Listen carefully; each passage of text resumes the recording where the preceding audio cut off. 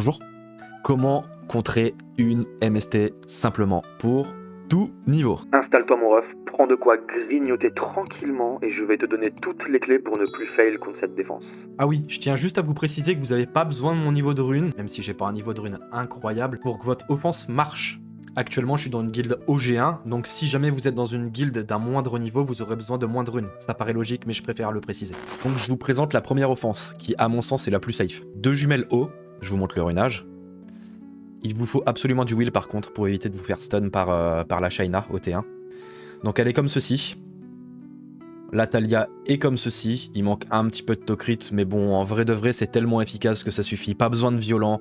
N'allez pas gâcher du violent pour ces mobs là, juste pour un counter MST. Ça marche très bien sans violent, les gars. Par contre, point important, il faut que votre Talia soit plus rapide que votre Sabrina.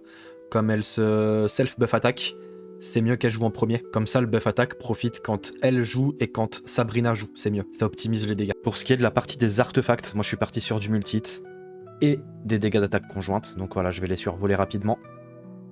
Dégâts de contre-attaque, attaque conjointe, dégâts sub de la vitesse pour la Sabrina. Pour la Talia, ça va être la même chose, comme ceci.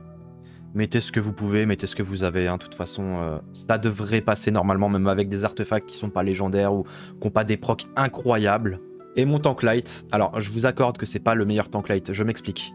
Si, c'est le meilleur tank light en tant que tel parce que son passif fait qu'elle peut pas prendre de break def, donc elle va énormément tanker. Mais le seul problème de Alessia, du coup, c'est qu'elle a pas de soins. Et du coup, si la Triana vient à proc, elle peut tuer une de vos jumelles. Et si vous manque une de vos jumelles, ben, la Triana va juste vous soloter. Pour ce qui est des artefacts, moi j'ai mis précision compétence 1 parce qu'elle a un break def compétence 1 et un peu de multi-hit, c'est toujours ça de plus. Si vous optez plutôt pour un Belladeon ou un Eshir, vous allez mettre du soin plus. Voilà, Belladeon du coup, soin skill 3, Eshir soin skill 2. Je vais rien vous apprendre. À gauche, on veut un maximum de réduc ténèbres du coup pour tanker la Martina parce que de plus en plus, ou parfois vous pouvez tomber contre des Martina très agressifs. Et sur un ou deux proc T1, il y a un monde où vous pouvez perdre votre tank light. Donc n'hésitez pas à mettre le maximum de dégâts reçus des ténèbres. Donc en vrai, ça se résume aux 2 jumelles, en wheel, je répète, un tank light avec du soin pour être safe et let's go. Donc la Martina va focus le mob light, elle va mettre le break def dessus. Voilà. Comme je vous ai dit, ça tank, ça peut proc en face, c'est pas un problème. La Shaina met du coup l'AOE, mais je suis en wheel, du coup je ne crains absolument rien. On focus la Shaina naturellement. Elle est très tanky celle-là, j'ai fait exprès de prendre une Shaina très tanky, je vais vous link ses stats, là ça va apparaître. De toute façon je vais vous link les stats des 3 mobs en face, ils sont très bien runés. Et puis à partir de ce moment-là, on peut mettre play et let's go. Ah, comme je vous disais, il faut juste pas que ça proc trop en face, parce qu'on peut perdre une jumelle, il peut me la slip de tour, ça peut être un peu chiant, c'est pour ça que je vous conseille de mettre un Eshir, un Belladeon, même un Shaman ou tout autre tank qui a un petit peu de sustain, tank light bien entendu. Voilà, je vous présente la deuxième team qui se compose du coup de Isabelle, de Robofeu et de Lueur. Alors c'est une variante de la Isabelle Truffe Robot Dark, mais là j'ai préféré vous proposer une team un petit peu plus accessible, on va dire, pas free to play mais accessible. Pourquoi ça change pas grand chose? Parce que sur le robot, ce qu'on veut c'est le S2, le Robot Dark et le Robot Feu ont le même S2 en commun, donc on veut un strip et une réduc ATB. Donc au niveau de son runage, on veut qu'il soit plutôt rapide, on veut qu'il joue en premier bien sûr pour strip et réduc ATB. Il lui faut de la précision. Donc sur l'artefact de droite, on va chercher de la précision si jamais on n'est pas capé. Donc là j'ai 79, bon il nous manque 6 pour être capé, mais ça pose pas vraiment de problème en réalité. Il n'y a aucun monde, enfin ça m'est jamais arrivé de pas strip la Triana. C'est le seul problème en fait, c'est que si tu strip pas la Triana, tu vas pas lui mettre le break def et tu vas pas pouvoir one shot quelqu'un avec Isabelle. L'artefact de gauche, on va chercher du multi-hit pour décupler ses dégâts. C'est logique. Pour ce qui est de Lueur du coup, Lueur ou Truffe d'ailleurs, ils font le même job. En gros ce qu'on veut, c'est un break def AOE pour setup la Isabelle. Et là on voit bien qui break def AOE et qui ne peut pas faire de glancing, donc ça pose pas de souci que la Triana soit de l'élément opposé. On a 100% de chance de pouvoir poser ce break def du coup. Après il y a toujours cette question de résistance contre la précision, mais bon ça on n'y peut rien malheureusement. On le rune du coup en Swift, un petit peu plus lent que le robot. Si jamais le vôtre est pas capé, on va aller chercher de la précision sur le skill 3. Le mien l'est, du coup j'ai plutôt cherché des dégâts. Voilà, dégâts sup, c'est des dégâts bruts, on dit pas non. L'artefact de gauche, tout pareil, bon il est moisi, il est même pas monté, vous voyez, c'est pour vous dire. L'artefact de gauche, du coup, on va aller chercher du dégâts sup ou ce que vous pouvez dans l'idée. De toute façon, dans l'idée, cette team, c'est tour 1, tout le monde est mort. Donc c'est pour ça qu'il est même pas monté dans l'idée, j'ai pas besoin de tanker ou quoi que ce soit. Si jamais mon combo ne passe pas T1, j'ai perdu. Et du coup, la petite Isabelle, voilà, moi je l'ai mis comme ça, elle est en attaque, dégâts critiques, attaque. Elle a pas 100% de taux crit car elle se self-buff taux crit si je puis dire. Là, augmente le taux critique et la puissance d'attaque pendant 2 tours. Donc le gain de taux critique c'est 30%, donc 74% plus 30 ça fait 104, donc c'est bon, j'ai mes 100%. Ne la mettez pas trop lente, parce que si jamais il y a des réduits KTB qui ne passent pas avec vos 2 autres mobs, vous pouvez vous faire cut, et là c'est dramatique, hein, on va pas se mentir. Du coup, l'artefact de droite, on va aller chercher des dégâts, hein. On va pas se mentir, là il n'y a plus d'histoire de tankiness comme la première team, on veut du dégât, que ça dépop.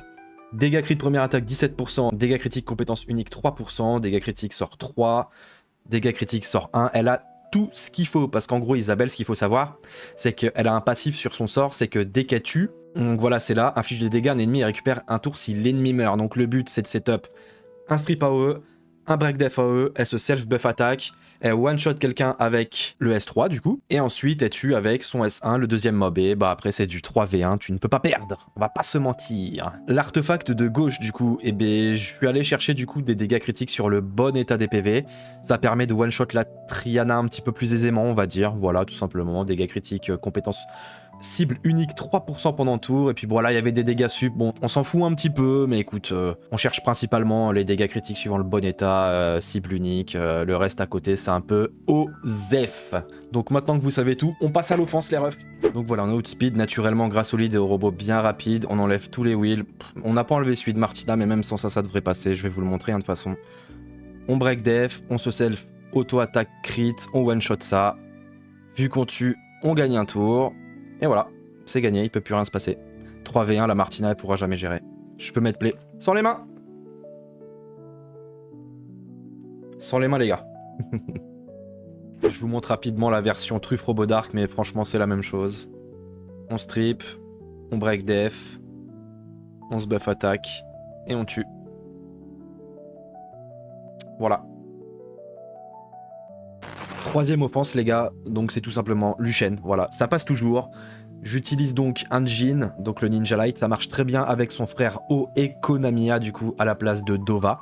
Mais j'utilise cette offense parce que j'ai Dova, du coup j'ai envie de l'utiliser, mais ça marche dans les deux cas. Donc qu'est-ce qu'il vous faut? Un Dova ou un Konamiya le plus rapide possible.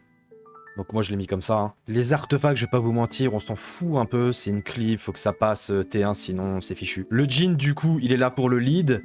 Et comme il est pas censé taper, ou il y a un monde où la Shane ne meurt pas, donc c'est bien d'avoir un petit peu de dégâts dessus. Mais on veut juste le triple fight pour optimiser les dégâts du Luchen, on va pas se mentir. Donc moi je l'ai mis comme ça, vitesse taux critique, attaque.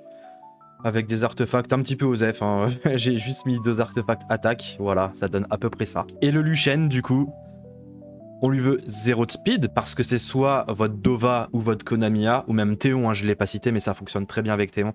Donc c'est l'un des 3 qui va donner full ATB à votre Luchen et qui va tout défoncer dans l'idée. Donc 0 de speed, comme ça on optimise les dégâts, donc l'attaque, les dégâts critiques. Il vous faut absolument le cento crit, c'est non négociable les gars. La RNG, faut pas jouer avec.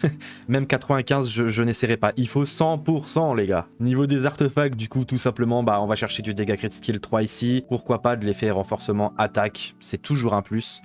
Ça se joue dans les détails, de toute façon on va pas se mentir. Hein. L'artefact de gauche du coup, on va aller chercher du dégât crit suivant le bon état. Bon, j'ai pas grand chose en artefact donc j'ai mis ça. J'ai quand même 4 lignes qui servent on va dire, mais optimalement il faudrait max de dégâts crit suivant le bon état.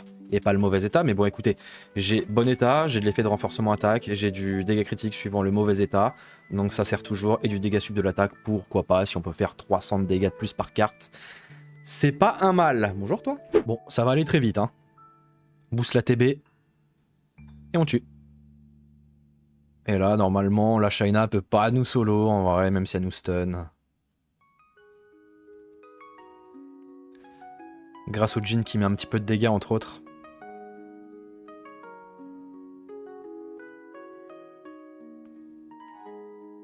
Voilà, 4ème offense, on reste sur de la cleave, et bon là c'est pour tous les possesseurs de lit, hein. Si vous l'avez pas vous pouvez passer à la prochaine. J'ai donc mis une Iselia assez rapide, j'ai pas mis mon meilleur set Swift parce qu'il y en a pas forcément besoin avec le lead de Galion, on devrait pouvoir outspeed assez aisément la Shaina.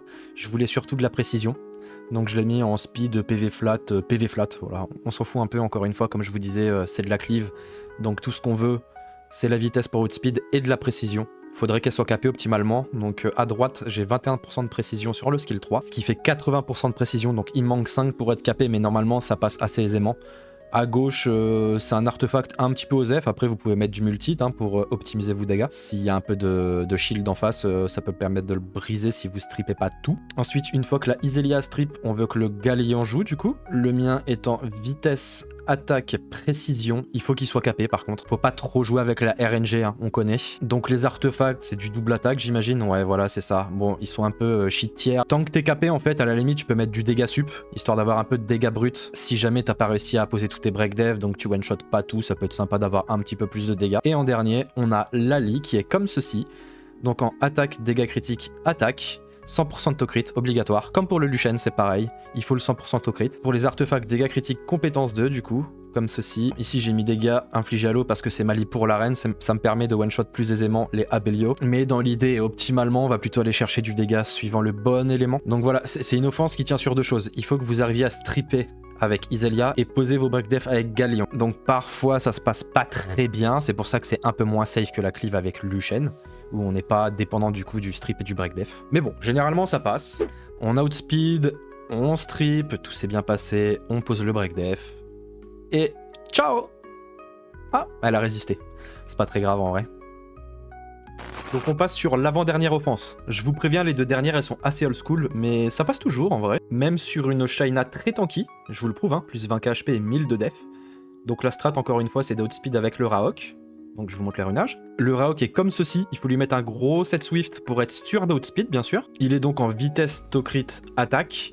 Il me faudrait le 100 to-crit mais là malheureusement je ne peux pas. Skill up si possible, c'est du confort, ça rajoute un petit peu de dégâts. Pour ce qui est des artefacts du coup, bon on va chercher les dégâts, hein, c'est du double attaque. Dégâts crit compétence 1, compétence 2, pourquoi pas. Dégâts crit suivant le mauvais état, pourquoi pas. Faut des dégâts, on va pas se mentir. L'artefact de gauche du coup, dégâts compétence cible unique, ça sert toujours. Infligé au vent, pas trop. On va surtout chercher du dégât infligé au feu et dégâts critiques suivant le bon état des PV. Pourquoi pas. Le Garrot, alors je vous mens pas, c'est un très vieux runage que je n'ai pas bougé, Vampire Will, mais ça fonctionne. En vrai, ça peut safe un run le Vampire. Donc il est en vitesse, dégâts critiques, attaque. Encore une fois, le 100% au crit, hein, pour avoir une offense stable. Artefact de droite, dégâts critiques, compétence 1, parce que quand le Rogue va coop, il va ramener du coup Garrot et il va faire un skill 1. Donc on veut plutôt du dégâts crit skill 1 et pas skill 2. Si à côté vous pouvez avoir du dégâts crit skill 2, pourquoi pas, hein, on crache pas dessus. Dégâts critiques suivant le mauvais état des PV, c'est du dégât en plus. Dégâts sub de la dev, bon c'est par défaut, de toute façon vous voyez bien c'est un artefact bleu, mais c'est pour vous prouver qu'il n'y a pas besoin d'artefact de fou quoi. Pour l'artefact de gauche du coup, on va surtout chercher du dégât infligé au feu, de toute façon c'est Shaina qu'il faut focus, faut qu'elle tombe le plus rapidement possible, du moment qu'elle est morte normalement c'est gagné. Et mon VRD, bon bah c'est mon VRD Tricaru, même si on n'utilise plus Tricaru, j'ai jamais touché son runage en vrai. Donc à droite, dégâts crit skill 1, même principe que pour Garrot, quand le Raok il fait la coop, le VRD va faire un skill 1, dégâts sub de l'attaque, c'est cadeau. Artefact de gauche, dégâts infligés au feu, comme les deux autres. Et là, clairement, le drain de vie, je pourrais le remplacer par des dégâts selon le bon état ou le mauvais état. Ce serait un petit peu mieux en vrai de vrai. Mais bon, ça passe, vous allez le voir. Alors, on focus la Shaina, comme je vous disais. Faut juste qu'elle crève, c'est tout. C'est tout ce qu'on veut. Voilà, et à partir de ce moment-là, normalement, c'est gagné. Sachant que, en règle générale, vous aurez des Shaina beaucoup plus squishy, donc beaucoup plus fragiles. Ceux qui sont pas trop à l'aise avec les termes. Là, il peut pas se passer grand chose hein, dans l'idée. Voilà. Et à partir de là, c'est plus qu'une question de temps, les gars. C'est assez safe en vrai. Ça marche toujours, donc ne vous en privez pas. Pour cette dernière offense, toujours old school, je vous avais prévenu. Donc il s'agit de Susano Megan Stella. Elle est bien connue, mais je voulais quand même la présenter parce que certains ne la connaissent pas forcément, on va dire. Donc l'idée, le lead Susano, avec une Megan qui profite naturellement de ce lead. On veut une Megan plutôt rapide, donc là elle est en Swift Shield, elle pourrait être en Swift Broken, enfin Swift n'importe quoi, le plus rapide que vous pouvez avoir. Les artefacts, je vais rapidement passer dessus, ils sont clairement, bon bah on s'en fout un peu, hein.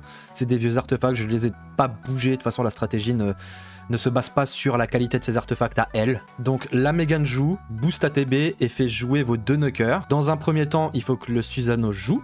Donc voilà, encore une fois, je vous montre. Là j'ai mis un broken set parce que je veux vous montrer qu'il n'y a pas besoin de rune de fou. Donc il est en vitesse, dégâts critiques, attaque. Je l'ai même pas mis sans critique pour vous prouver que ça marche quand même. Dans l'idée, il aura les 100 crit contre la Shaina et c'est le principal. Artefact de droite, des dégâts.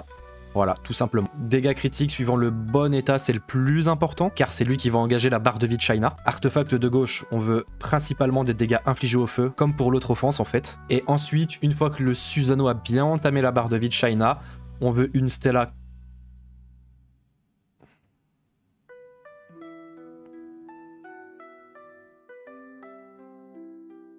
On veut une Stella qui joue juste derrière, c'est très important, hein. Il faut absolument que la Stella joue après le Susanoo, parce qu'en gros Stella elle est là pour passer au travers du passif de Triana, donc le multi sur son skill 3 c'est parfait, elle tape 7 fois comme vous pouvez le voir. Donc encore une fois broken set, j'ai pas voulu mettre un set de zinzin pour vous montrer que ça marche très bien même comme ça. Vitesse, dégâts critiques, attaque, c'est le même principe que Susanoo, hein. Elle est pas sans crit non plus, elle aura 100% contre la Shaina, encore une fois c'est le principal. Et prenez bien en compte qu'il faut pas un Susanoo et une Stella genre plus 70 de speed. Le but c'est que ces deux knockers collent à la Mégane quand elle booste ATB. Si vous boostez ATB avec votre Mégane mais que vos deux knockers ne suivent pas et que vous vous faites cut, c'est perdu, hein. Donc artefact de droite, dégâts critiques suivant le mauvais état ce coup-ci, et dégâts critiques compétence 3, pourquoi pas. Si vous pouvez avoir les deux, tant mieux, mais l'un des deux devrait suffire en vrai pour finir la Shaina. Et artefact de gauche, dégâts infligés au feu principalement, et si vous pouvez avoir des dégâts suivant le mauvais état des PV, c'est tout bénef, ou même des dégâts sub selon l'attaque, comme c'est du multi, ça scale très bien. Voilà, maintenant je vais donc vous montrer comment ça se passe. Donc, on booste ATB avec la Mégane, et c'est pour ça que je vous disais qu'il vous faut votre knocker assez rapide quand même, pour pas vous faire cut. On entame la barre de vie sur Shaina, on l'entame bien même, alors que vous avez vu à l'étang qu'il y a un plus 20k HP, plus 1000 de def si je dis pas de bêtises. Et là, hop, on finit la Shaina, et il peut plus rien se passer en vrai de vrai. Même si ça proc, hein, vous allez le voir. Et pour la beauté du jeu, on met même play. Voilà. Encore une fois, sans les mains. Là, c'est qu'une question de temps. Il y a très peu de chance. Enfin, c'est impossible que la Triana vous solo en vrai de vrai. Vous avez un buff DF. Ça devrait aller.